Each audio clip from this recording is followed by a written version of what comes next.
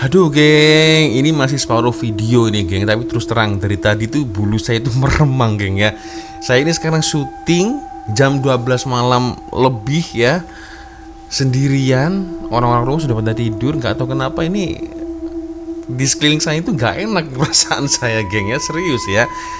Ada yang berpendapat di ruang komentar, apabila Cak atau Wak Lonjong melihat sesuatu yang misteri, yang horor atau buat konten horor, percayalah Cak, bahwasanya di samping Cak Lonjong masa itu ada makhluk yang tak kasat mata di sekeliling Cak. Aduh, berarti di sekeliling saya ini sekarang ada geng.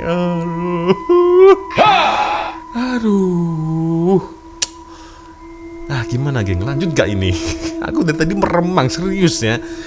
Dari tadi saya buat konten tuh agak meremang tuh ya geng ya. Aduh.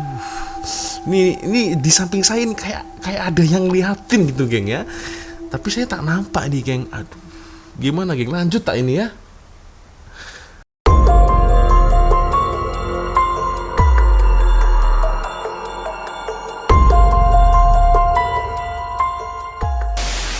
Yo, what's up Rek? Assalamualaikum warahmatullahi wabarakatuh. Hai Rek, bertemu lagi ada saya di sini Wak Lonjong. Salam Lonjong. Hiya.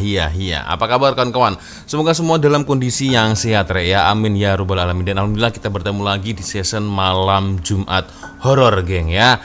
Oke, seperti yang kalian tahu geng ya, di video sebelumnya saya membahas tentang resiko berbagai sebuah pekerjaan yang ada di luar sana. Dimulai dari mungkin ada abang Grab, ya itu berisiko juga geng. Ada pemandu lori, apalagi harus jauh dari keluarga ya. Belum lagi ketika mereka melakukan hantaran barang di malam hari, bertemu dengan lanun, perompak, itu juga salah satu risiko dari abang pemandu lori. Dan ada lagi geng, pekerjaan yang mengandung risiko, yaitu abang pemandu van jenazah geng ya. Sudah bisa kita bayangkan setiap harinya harus bertemu dengan jenazah, dengan orang yang sudah meninggal geng ya.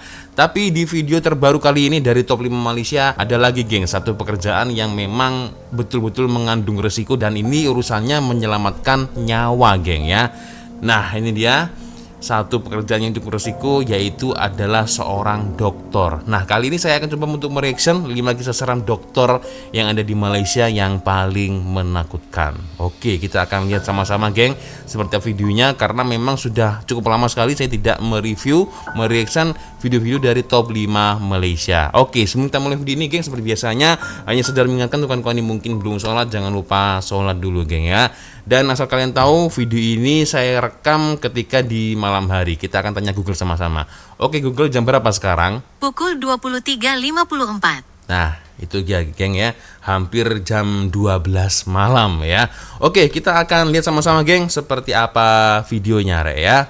Bila bercakap tentang hospital atau mereka yang bekerja di hospital seperti doktor atau nurse, pasti ramai yang terbayang akan pelbagai kisah seram yang mereka alami. Oleh kerana itu merupakan tempat banyaknya roh-roh yang pergi meninggalkan jasad, dan juga tempat penyimpanan mayat-mayat. Ada yang telah menerima terlalu banyak gangguan sehingga sudah terbiasa dengan perkara tersebut. Namun ada juga doktor baru yang perlu menguatkan hati untuk menempuh gangguan yang sukar diterima akan. Pada video ini, admin akan ceritakan 5 kisah seram doktor di Malaysia yang paling menakutkan.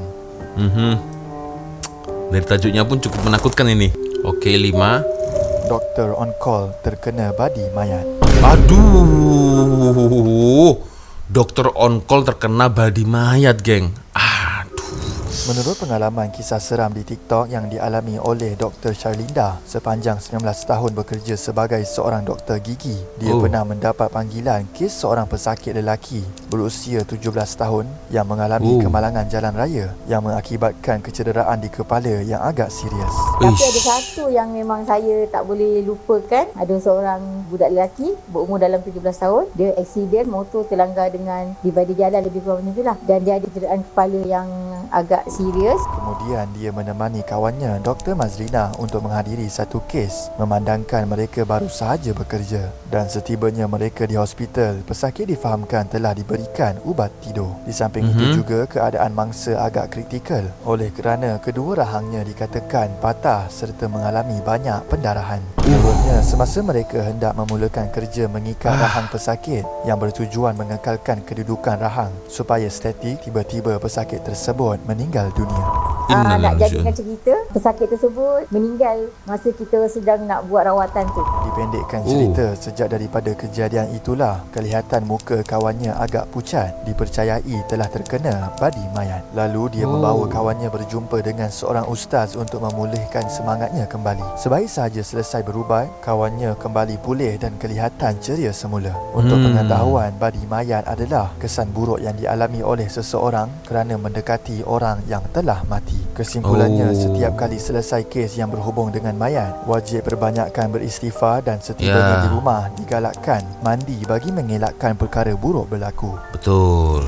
Jadi jangan lupa kalau kita mungkin berurusan dengan orang yang meninggal, geng ya, terlebih pekerjaan kita mungkin sebagai pemandi jenazah atau seorang dokter atau apapun itu yang berhubungan dengan orang meninggal ya, disarankan untuk ambil air wudhu, mandi, geng ya. Takutnya terjadi sesuatu yang tidak diinginkan, kan? Oke, kita lanjut lagi, geng ya. Nomor 4. Nomor 4. Kisah seram di bilik bedah. Aduh, bilik bedah. Terdapat kisah pengalaman seram di TikTok yang dikongsikan oleh Dr. Zahir Ortho sepanjang beliau bertugas sewaktu di bilik pembedahan. Dipercayai bukan semua bilik bedah digunakan atau beroperasi, akan tetapi terdapat satu bilik pembedahan kosong seolah-olah berpenghuni pada malam tersebut. Menurutnya lagi, pada malam itu dia dan beberapa orang lagi kaki tangan telah terdengar bunyi mesin pembedahan yang digunakan ketika mengawal pesakit bius. Kita terdengar sesuatu bunyi pembedahan mesin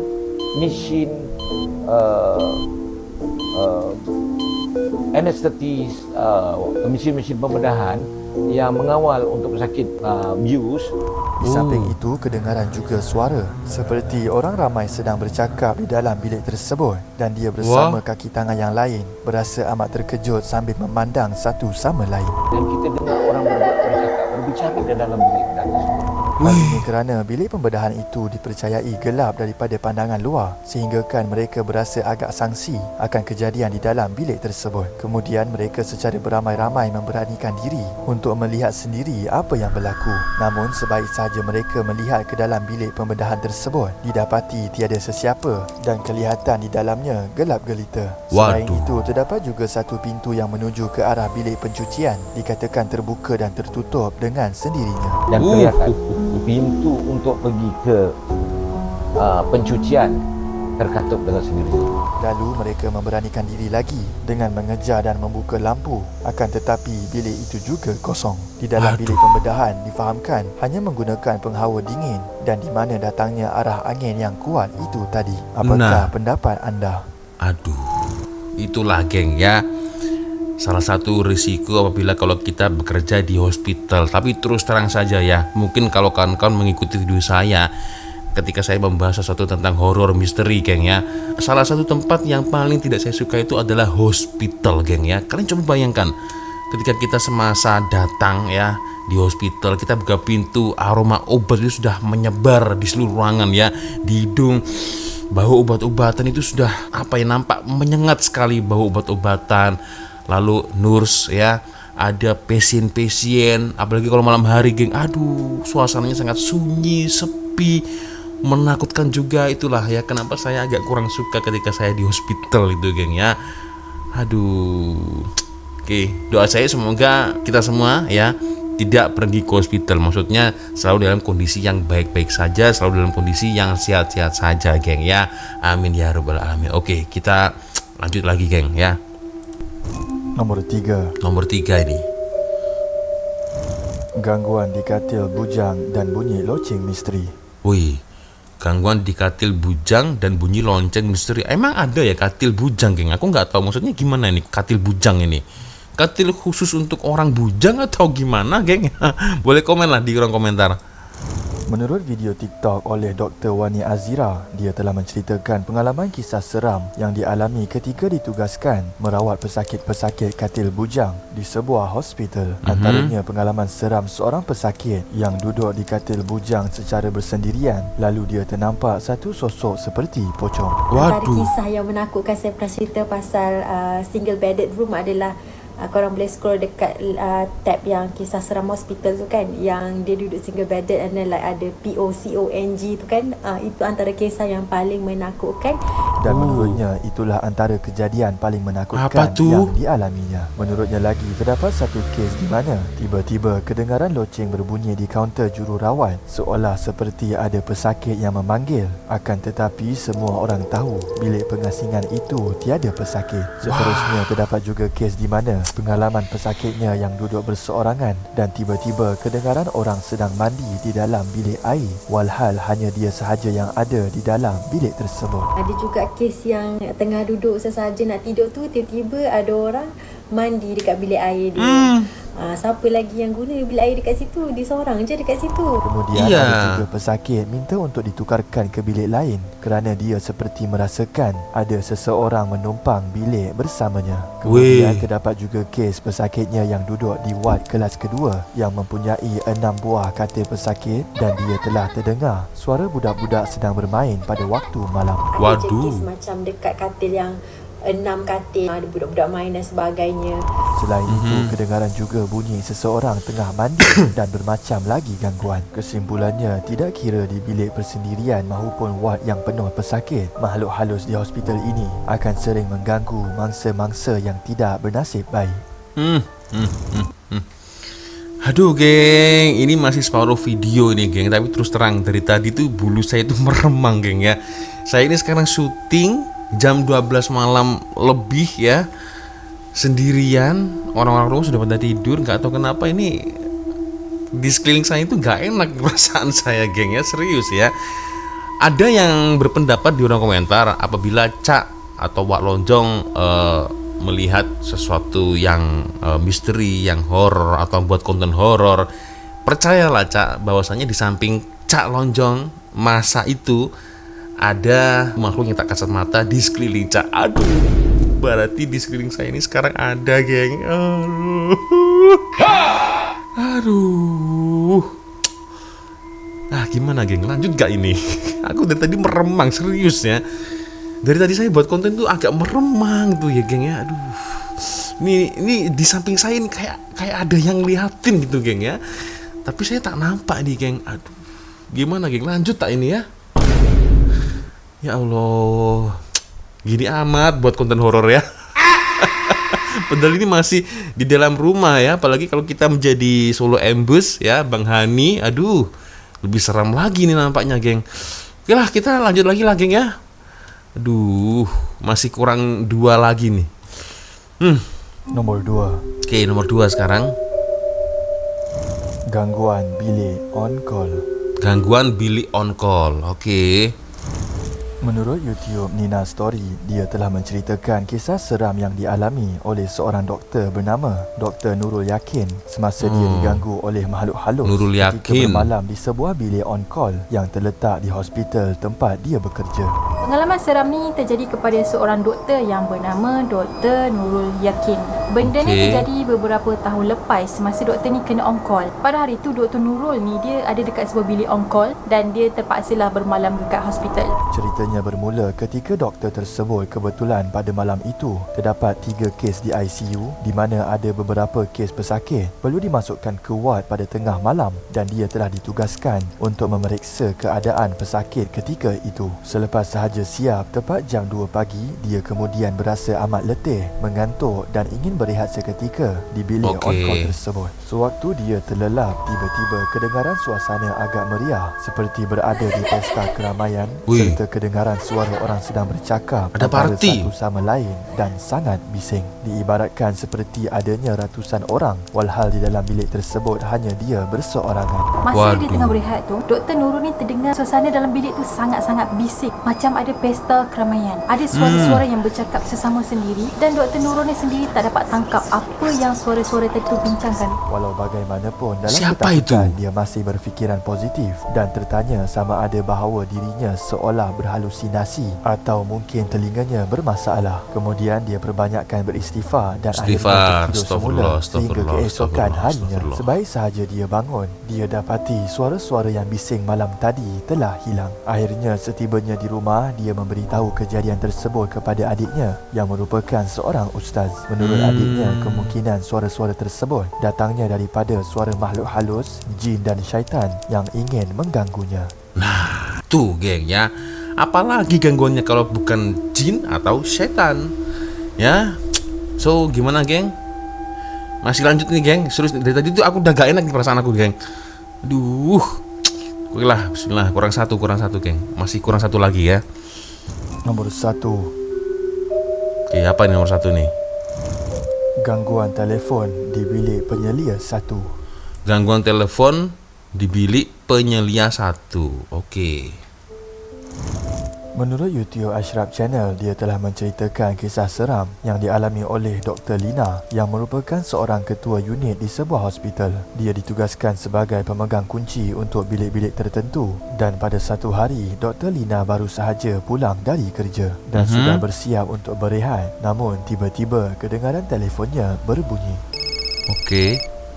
Halo? Kebetulan Pak Yun yang merupakan pengawal keselamatan di hospitalnya menelefon dan memaklumkan ada seorang budak perempuan menelefonnya memberitahu bahawa dia telah terkunci di bilik kecil yang terletak di blok hujung. Waduh. Kemudian Dr. Lina bergegas bersiap untuk menuju ke hospital sambil membawa kunci bilik tersebut. Sebaik sahaja dia tiba di hospital, kelihatan hanya seorang pengawal keselamatan sahaja di sana, iaitu Kak Ira. Lalu dia memutuskan untuk pergi ke blok hujung untuk mencari Pak Yun, memandangkan bilik penyelia tersebut terletak di ruangan paling hujung sekali di tingkat 2. Kemudian sebaik sahaja dia sampai ke tingkat 2, kelihatan pintu bilik besar itu terbuka dan segera dia masuk ke dalam dan memanggil Pak Yun. Tiba-tiba kedengaran bunyi pintu tertutup dengan sendirinya. So dia pun berjalan and then dia sampai ke depan bilik tu.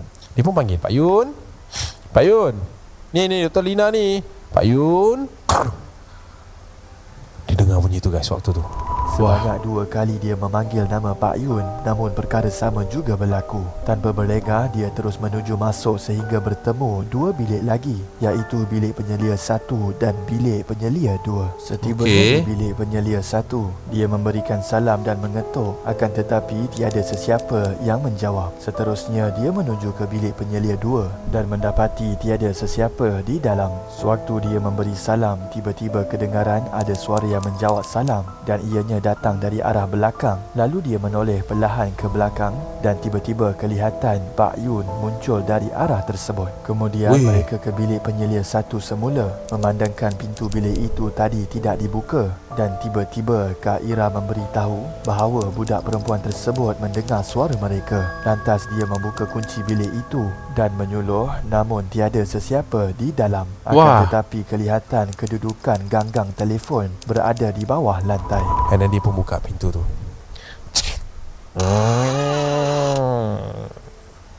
Dia buka pintu tu guys. Diorang berdua masuk ke dalam tu. And first thing yang diorang nampak, ganggang telefon yang ada dekat dalam bilik tu dah ada bawah lantai. Persoalannya, siapa yang sedang menelefon? Itulah. Kak Ira, kata mereka dalam keadaan panik. Lantas mereka berdua berlari menuju ke pondok keselamatan. Setibanya di sana, Kak Ira berasa tidak berpuas hati. Lalu dia dan Pak Yun pergi ke bilik penyelia tersebut dan sebaik sahaja mereka tiba di sana, kelihatan ganggang telefon itu sudah berada di tempat asal, walhal bilik itu tiada sesiapa. Akhirnya mereka bertiga berkumpul di pondok pengawal sambil bercerita akan kejadian mistik tersebut.